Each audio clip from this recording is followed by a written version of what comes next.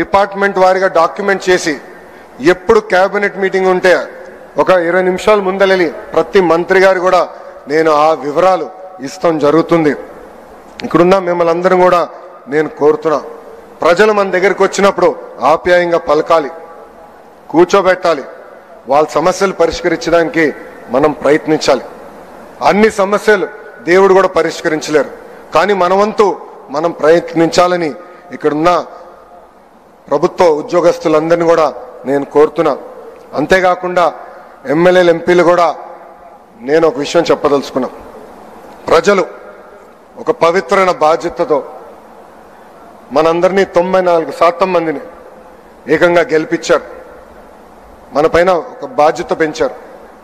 మనందరం కష్టపడాలా, అహర్నిశలు అందుబాటులో ఉండాలా. మన నియోజకవర్గానికి ఒక విజనింగ్ ఎక్సర్సైజ్ ఈరోజు గౌరవ ముఖ్యమంత్రి గారు ప్రజెంట్ చేయబోతున్నారు. ఆ విజనింగ్ ఎక్సర్సైజ్ అధికారులతో కూర్చుని డెవలప్ చేసి రాబోయే రోజులు అంటే వచ్చే 4 సంవత్సరం మన నియోజకవర్గాన్ని ఎలా అభివృద్ధి చేయాలి అనే దానిపైన అందరం కూర్చుని పనిచేయాల్సిన అవసరం చాలా ఉంది. నేను అనేక కంపెనీల ఓపెనింగ్కి వెళ్ళినప్పుడు కానీ ఫౌండేషన్ స్టోన్ వేసినాక వెళ్ళినప్పుడు అక్కడున్న శాసనసభ్యులందరినీ కోరేది ఒకటే, మనందరం పోటీ పడాలి, మన నియోజకవర్గానికి పెట్టుబడులు తీసుకురావాలి.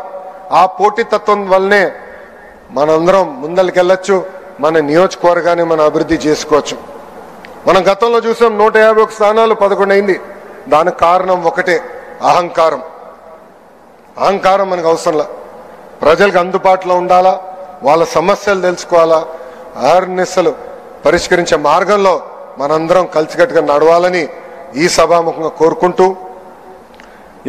సంవత్సరం అయింది, సుపరిపాలన తొలి అడుగు మాత్రమే, చేయాల్సిన అనేక కార్యక్రమాలు ఉన్నాయి, కలిసికట్టుగా చేద్దాం.